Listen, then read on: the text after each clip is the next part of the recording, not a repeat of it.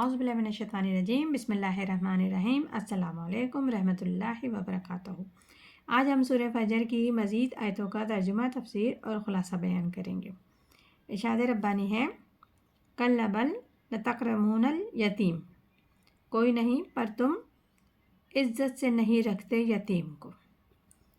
یعنی کہ ان آیت جو آ رہی ہیں ان میں رب العزت نے کفار لوگوں کی چند خصلتوں کو پر تنبیہ کیا ہے، انہیں ڈرایا ہے کہ ان خصلتوں سے تم پرہیز کرو اور انہی خصلتوں کے تحت تم سبب عذاب میں گرفتار کیے جاتے ہو، جیسے کہ بتایا رب العزت نے۔ تو اس آیت کے ذریعے کہ تم یتیم کی اکرام اور عزت یعنی نہیں کرتے، اصل بتانا یہ ہے کہ یتیم کے حق ادا نہیں کرتے اور نہ ہی اس پر خرچ ضروری جو ہوتا ہے وہ نہیں کرتے۔ اس میں اشارہ عقل و انسانیت کا ہے کہ اللہ تعالیٰ نے تمہیں جو مال دیا اس کا شکر کا تقاضا تو یہ ہے کہ تم یتیم کو فقط یہ ہی نہیں کہ اس کو حق ادا دو بلکہ اور اس پر خرچ کرو، بلکہ واجب ہے کہ اس کی عزت و اکرام بھی کرو، اپنے بچوں کے مقابلے میں اس کو ذلیل و حقیر نہ جانو۔ یہ بظاہر کفار کے اس قول کا جواب ہے کہ دنیا کی فراخی کو عزت اور تنگی کو ذلت سمجھا کرتے تھے۔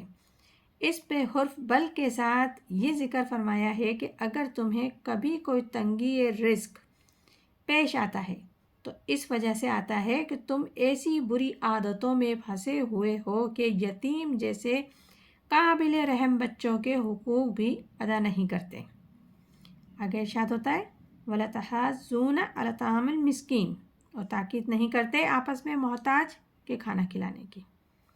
اس آیت مبارک میں دوسری بری خصلت کی طرف نظر ثانی کروائی ہے اور بتایا ہے کہ تم خود تو کسی مسکین کو، غریب کو کیا دیتے، دوسروں کو بھی اس کی ترغیب نہیں دیتے۔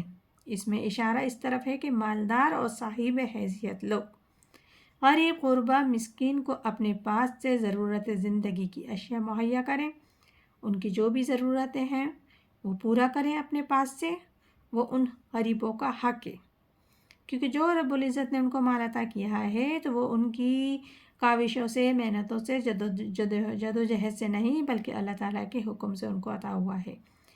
تو وہ یہ اللہ تعالیٰ کے حکم بھی ہے کہ آپ اس کو ادا کرو گے، غریب اور مسکین کو حق ادا کرو گے تو آپ کا مال اس طرح پاک بھی ہو جائے گا اور تمہاری شکر بھی ہو جائے گی، شکر گزاری بھی ہو جائے گی۔ اگر نہیں کرتے تو ناشکری کے دائرے میں آپ آ جاؤ گے۔ اور اگر وہ لوگ جو خود دینے کی پوزیشن میں نہیں ہیں تو ان کو اتنا تو چاہیے کہ وہ دوسروں کو دینے کا ترغیب دیں، یعنی کہ دینے کی ترغیب دیں۔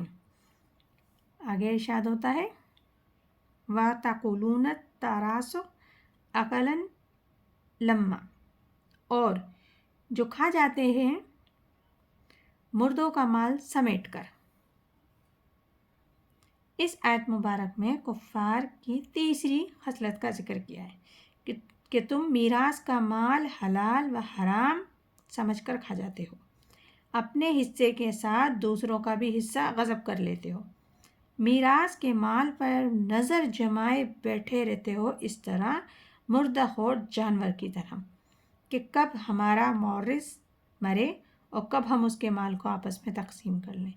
باہمت لوگ اپنی ہی کمائی پر خوش ہوتے ہیں، مردوں کے مال پر کبھی حریصانہ نظر نہیں رکھتے۔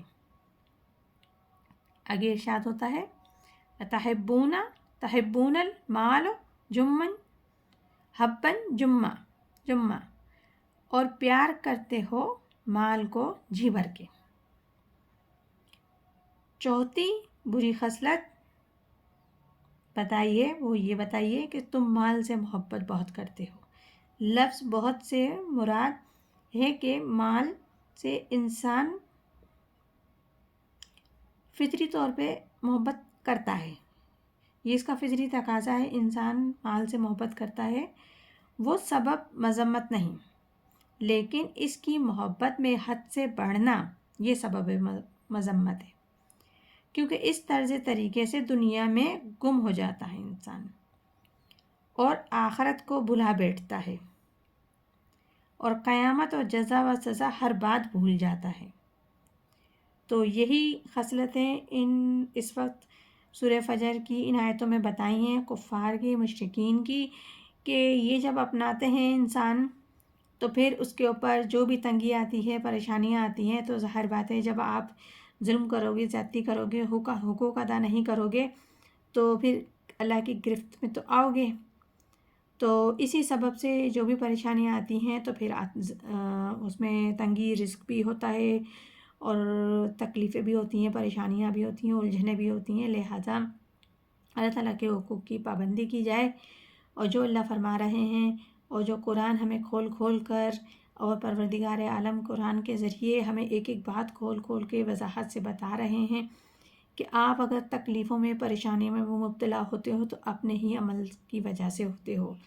تو آپ اگر اس طریقے سے عمل کرو گے تو یقینی طور پہ پریشانیوں میں، تکلیفوں میں مبتلا رہو گے، اور اگر حکم ربی کو اپناؤ گے اور اسے اختیار کرو گے تو دنیا کی بہت سارے مصائب سے محفوظ رہ جاؤ گے۔ تو اللہ تعالیٰ ہم سب کو قرآن پاک صحیح پڑھنے، سمجھنے، عمل کرنے کی توفیق عطا فرمائے، اور انشاءاللہ تعالیٰ ہم سورہ فجر کی مزید آیتوں کا ترجمہ، تفسیر کل بیان کریں گے۔ اللہ تعالیٰ ہم سب کو بہتر پڑھنے کی توفیق عطا فرمائے۔ آمین ثم آمین۔ جزاک اللہ۔